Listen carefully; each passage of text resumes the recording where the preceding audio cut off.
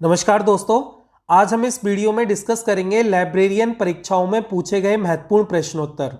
दोस्तों ये जो क्वेश्चंस हैं जो यहाँ पर हम डिस्कस करने वाले हैं, ये 2019 में लाइब्रेरी असिस्टेंट का एक एग्जाम हुआ था डिपार्टमेंट ऑफ स्पेस का। उसमें इन क्वेश्चनों को पूछा गया था। तो आइए इन क्वेश्चनों को डिस्कस करते हैं। सबसे पहला क्वेश्चन है, साहित्यिक चोर इसके द्वारा नियंत्रित किया जा सकता है।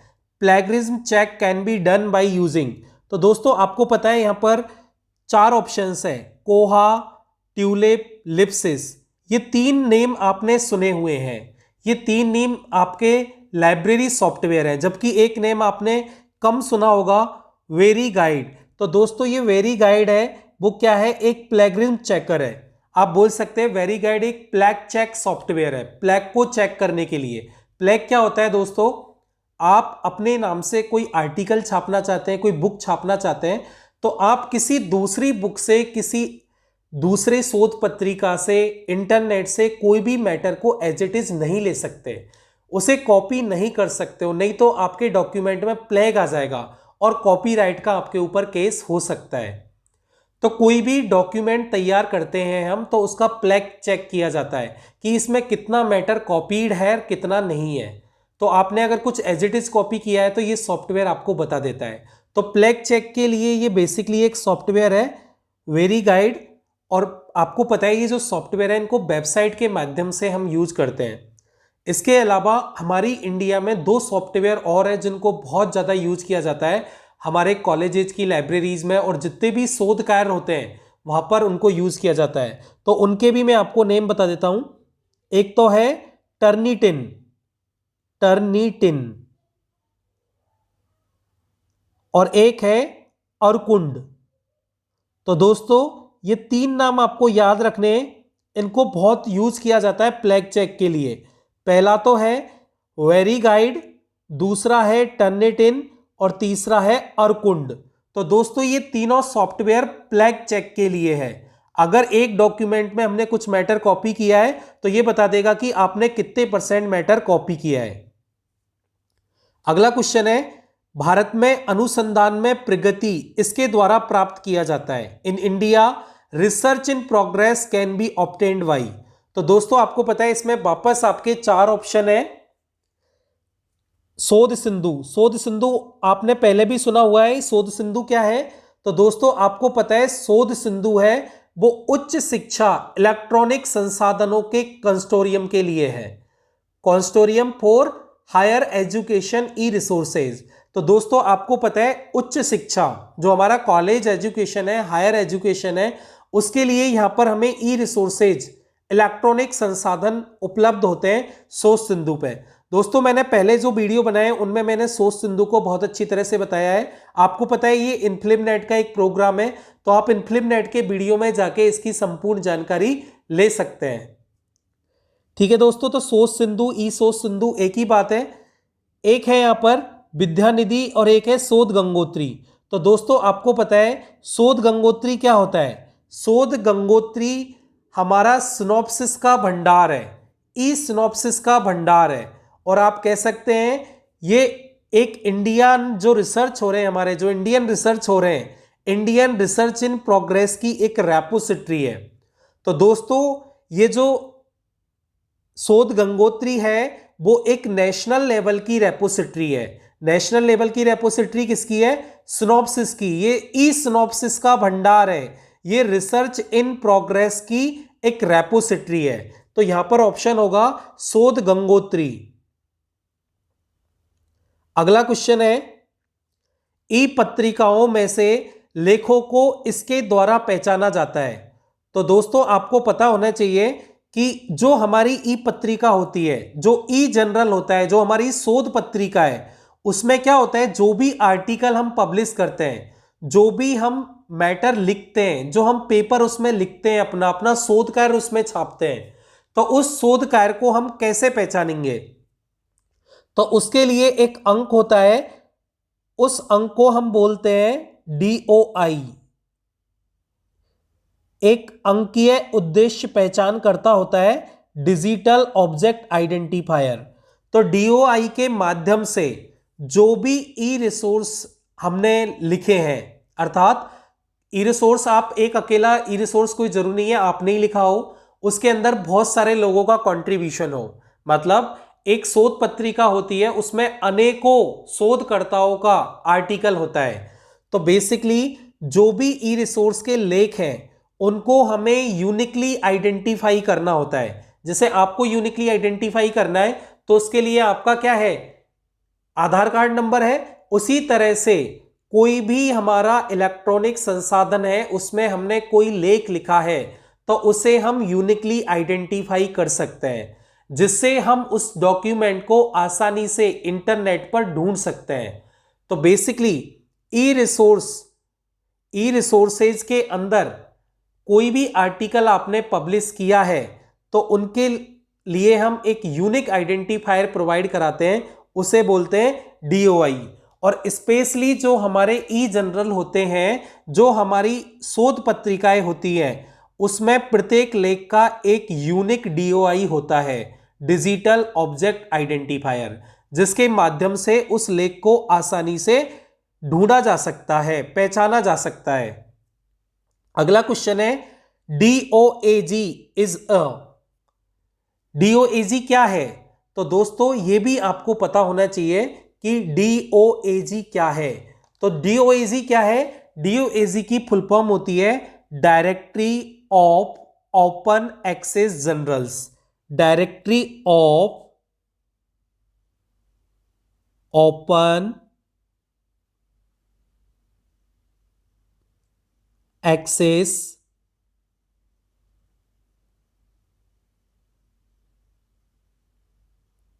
जर्नल्स।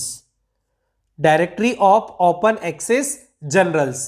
तो दोस्तों आपको पता है, आप कोई जर्नल को, कोई शोध पत्रिका को इंटरनेट पे जाके पढ़ते हो तो आप सभी शोध पत्रिकाओं को इंटरनेट पे जाके नहीं पढ़ सकते। अगर आपको उन्हें पढ़ना है तो उसके लिए आपको कोई कीमत अदा करनी पड़ सकती है।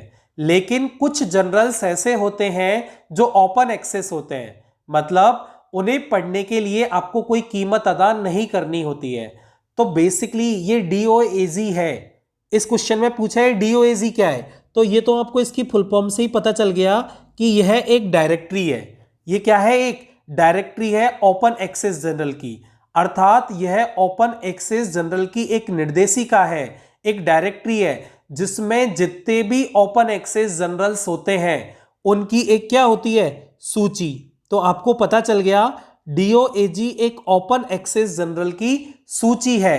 डीओएजी जो निर्देशिका है उसमें ओपन एक्सेस जर्नल की पूरी लिस्ट होती है। तो आपको याद रखना है डीओएजी एक डायरेक्टरी है, directory of open access journals. अगला क्वेश्चन इसमें पूछा है पिक्सल इससे संबंधित है।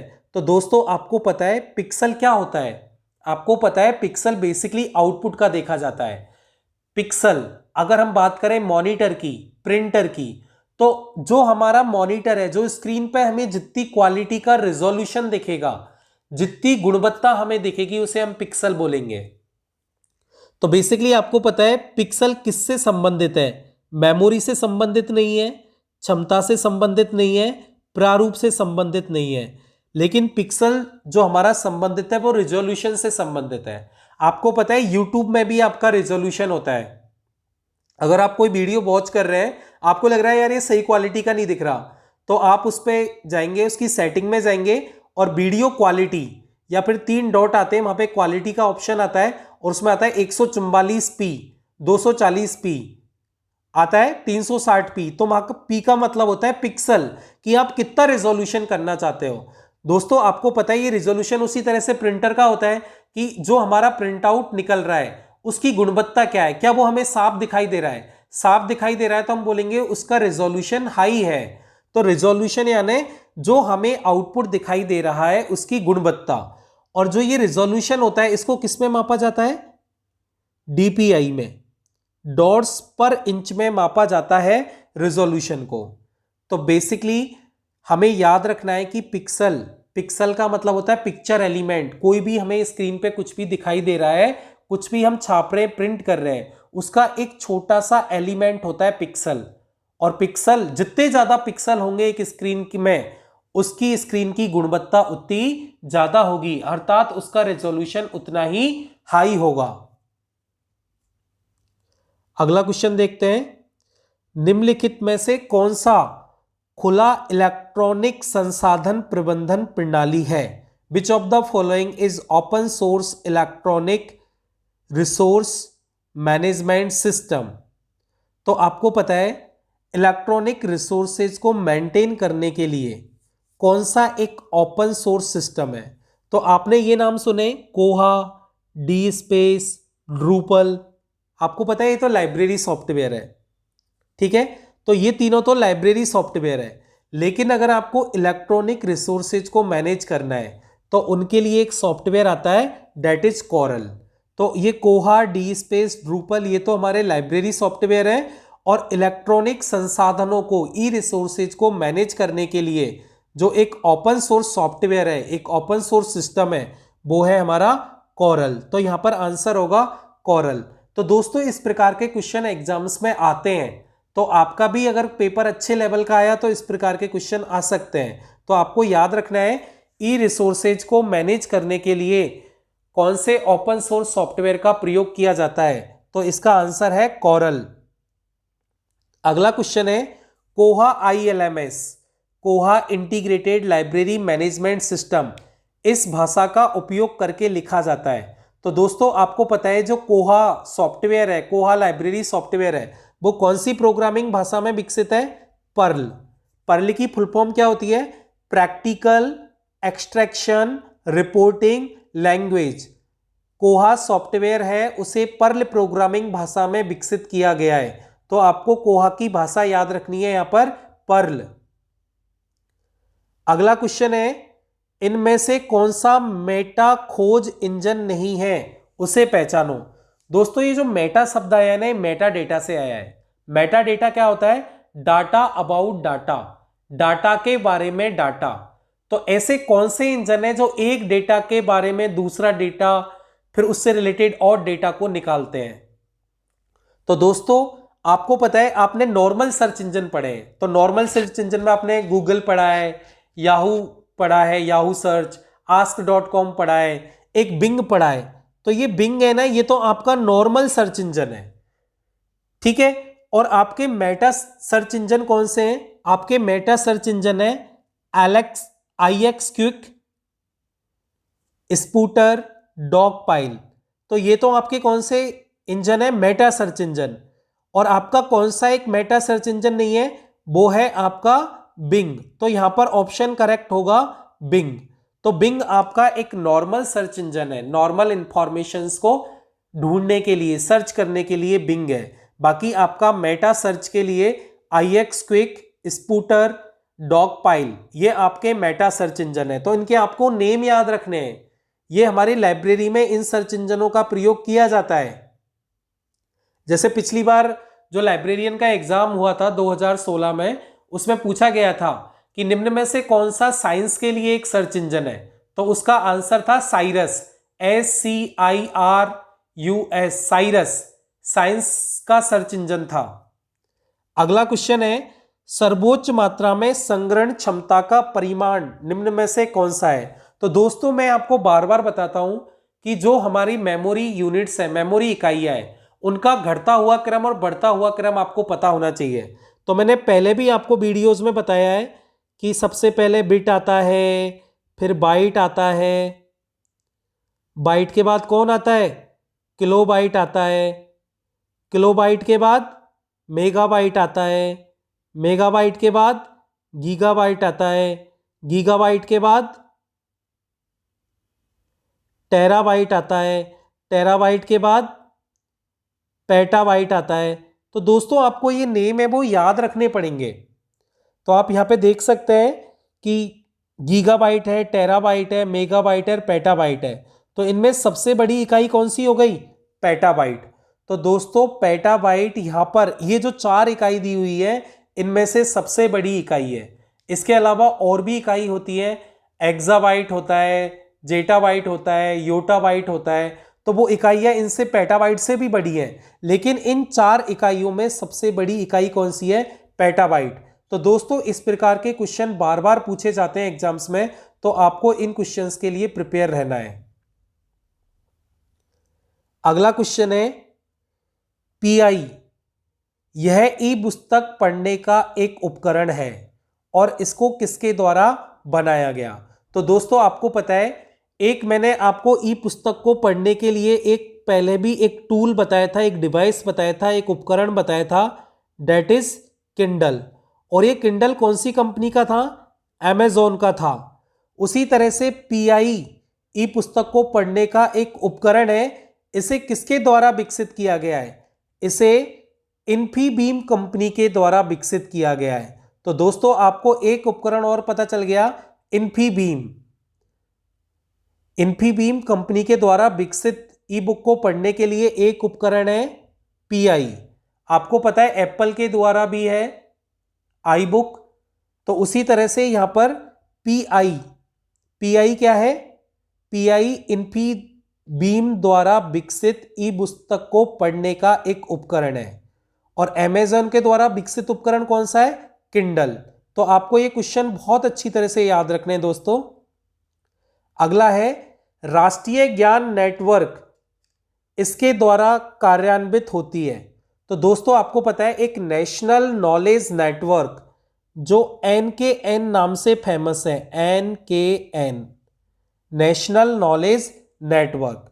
और इसको किसके द्वारा इंप्लीमेंट किया गया है? इसको इंप्लीमेंट किया गया है NIC न्यू दिल्ली के द्वारा, national informatics centre new Delhi के द्वारा इसे इंप्लीमेंट किया गया है, इसे कार्यान्वित किया गया है। तो दोस्तों आपको पता है ये NIC न्यू दिल्ली के द्वारा विकसित है और इसका हेडक्वार्टर है, जो आपका नेशनल नॉलेज नेटवर्क है, इसका हेडक्वार्टर भी कहां पर है? इसका हेडक्वार्टर भी न्यू दिल्ली में है। ये जो नेशनल नॉलेज नेटवर्क है इसे कब बनाया गया? इसे 2010 में बनाया गया। तो बेसिकली ये जो नेशनल नॉलेज नेटवर्क है, राष्ट्रीय ज्ञान नेटवर्क है, ये क्या है? ये national research and education network है। यह राष्ट्रीय शोध और शिक्षा का एक हाई स्पीड नेटवर्क है, एक गीगाबिट नेटवर्क है, जो हमारे जो भी एजुकेशनल इंस्टीट्यूट्स हैं इंडिया में उनका ये बैकबोन है। तो दोस्तों ये बहुत इंपॉर्टेंट क्वेश्चन है। नेशनल नॉलेज नेटवर्क NIC के द्वारा 2010 में बनाया गया, इसका हेडक्वार्टर न्यू दिल्ली में है। यह नेशनल रिसर्च एंड एजुकेशन का एक नेटवर्क है, यह एक हाई स्पीड नेटवर्क है। ये जो हमारे शैक्षणिक संस्थान है भारत में, उनके लिए एक रीढ़ की हड्डी का काम करता है, एक बैकबोन का काम करता है। नेक्स्ट क्वेश्चन है OAI परिवर्णी शब्द इसके लिए है। तो दोस्तों इसकी जो फुल फॉर्म होती है वो होती है ओपन आर्काइव्स इनिशिएटिव। दोस्तों आपके जो कैटालॉग की इंफॉर्मेशन होती है ना, वो कैटालॉग की इंफॉर्मेशन OAI में होती है, ओपन आर्काइव्स इनिशिएटिव। तो दोस्तों आपके कैटालॉग में कैसी इंफॉर्मेशन होती है? मेटा डेटा इंफॉर्मेशन होती है। मेटा डेटा मतलब डेटा अबाउट डेटा, डेटा के बारे में डेटा, वो किसके अंदर होता है? OAI के अंदर होता है, ओपन आर्काइव इनिशिएटिव के अंदर होता है। अगला क्वेश्चन है एप्लीकेशन प्रोग्राम इंटरफेस API का उपयोग होता है। तो आपको पता है आप कोई भी सॉफ्टवेयर यूज करते हो तो उसे बड़ी आसानी से यूज कर लेते हो, क्योंकि उस सॉफ्टवेयर को यूज करने के लिए जो इन्वायरमेंट है, जो इंटरफेस है, उसमें ऐसे चित्र बने हुए हैं जिसकी वजह से आप उसे बहुत इजीली एक्सेस कर सकते हो। उसको बोलते हैं हम ग्राफिकल यूजर इंटरफेस। तो दोस्तों एप्लीकेशन प्रोग्राम इंटरफेस का उपयोग कहां होता है? ग्राफिकल यूजर इंटरफेस में होता है। तो आपको याद रखना है GUI में यूज होता है API का, एप्लीकेशन प्रोग्राम इंटरफेस का। अगला क्वेश्चन है जानकारी के प्राथमिक स्रोत में primary source of information. Primary source of information में क्या आएगा? सभी प्रकार की जानकारी होती है? नहीं होती सभी प्रकार की जानकारी। लेखों की जानकारी होती है? नहीं होती लेखों की जानकारी। इसमें क्या होता है? इसमें होता है अनुसंधान के मूलभूत तथ्यों की जानकारी। अनुसंधान के मूलभूत तथ्यों की जानकारी, have fundamental facts of research. मैंने आपको पहले भी बताया था प्राइमरी सोर्स ऑफ इंफॉर्मेशन क्या होता है। प्राइमरी सोर्स ऑफ इंफॉर्मेशन वो होता है जिसमें कोई भी शोध कार्य के जो ओरिजिनल रिसर्च फैक्ट्स हैं, ओरिजिनल तथ्य हैं, वो होते हैं। जैसे मैंने आपको एग्जांपल बताया था रिसर्च जर्नल। आपकी जितनी भी शोध पत्रिकाएं होती हैं वो प्राइमरी सोर्स में आती है। आपका कोई भी पेटेंट है वो भी प्राइमरी सोर्स में आता है, क्योंकि कोई भी नया कार्य हुआ है उनकी पहली बार जानकारी उसमें छपी हुई होती है। तो दोस्तों आपको याद रखना है कि जो आपके प्राइमरी सोर्स होते हैं उसमें आपके अनुसंधान की जो मूल जानकारी है, जो उसके मूलभूत तथ्य हैं, वो आपके प्राइमरी सोर्स ऑफ इंफॉर्मेशन में होते हैं। अगला क्वेश्चन है, अभिग्राही पुस्तकालय अध्यक्ष प्राप्ति क्रमांक देता है जो सहायक होती है। तो आपको पता है हमारा जो लाइब्रेरियन है वो एक एसएसएन नंबर प्रोवाइड कराता है। एसएसएन नंबर किसके लिए प्रोवाइड कराता है? जो हमारा पुस्तकालय है, जो हमारी लाइब्रेरी है, निर्दिष्ट पुस्तकालय है, उसके अंदर पुस्तक की विशिष्ट संख्या को प्रदान करने के लिए। उसकी विशिष्ट संख्या कौन देता है? लाइब्रेरियन देता है। और उस विशिष्ट संख्या को ही हम क्या कहते हैं? एसएसएन नंबर कहते हैं। मैंने आपको पहले भी बताया है कि कोई भी लाइब्रेरी सॉफ्टवेयर है, तो अगर हमारी लाइब्रेरी के द्वारा किसी पुस्तक का अधिग्रहण किया जा रहा है तो हमें उस पुस्तक को पहले एसएसएन नंबर देना होता है। तो आपको पता है जो पुस्तकालय अध्यक्ष है, जो एक्विजिशन लाइब्रेरियन है, जो एसएसएन नंबर देता है हमारी पुस्तक को, वो क्या होता है? तो आपको याद रखना है आपकी पुस्तक का एक यूनिक नंबर होता है। जो आपकी लाइब्रेरी है उसमें किसी पुस्तक को आपको ढूंढना है, यूनिकली आइडेंटिफाई करना है, तो आप उससे उस नंबर से आइडेंटिफाई कर सकते हो। जैसे आपको लाइब्रेरियन का एग्जाम तो सभी दे रहे हैं, लेकिन आपको कैसे आइडेंटिफाई किया जाए कि आप उस लाइब्रेरियन का एग्जाम आपने दिया है। और आपका नेम सपोज ऐसे अनेक हो सकते हैं आपके नेम के। जैसे आपने बोला कि मेरा नाम नवीन है, तो नवीन नाम के तो 10-20 लोग हो सकते हैं, लेकिन आपका एक रोल नंबर आपको प्रदान किया जाता है जो आपको एक यूनिक एग्जामिनर बनाता है। उस रोल नंबर से सिर्फ आपको आइडेंटिफाई किया जाता है। उसी तरह से हमारे पुस्तकालय में प्रत्येक पुस्तक को एक यूनिक नंबर दिया जाता है, उसे हम बोलते हैं एसएसएन नंबर। उस एसएसएन नंबर से हम किसी भी पुस्तक को यूनिकली आइडेंटिफाई कर सकते हैं। तो एसएसएन नंबर क्या है? एसएसएन नंबर एक यूनिक नंबर है for a book inside a particular library. तो आपके निर्दिष्ट पुस्तकालय के अंदर पुस्तक की एक विशिष्ट संख्या होती है एसएसएन नंबर। थैंक यू दोस्तों, आई होप आपको ये क्वेश्चन समझ में आए होंगे। Thank you very much.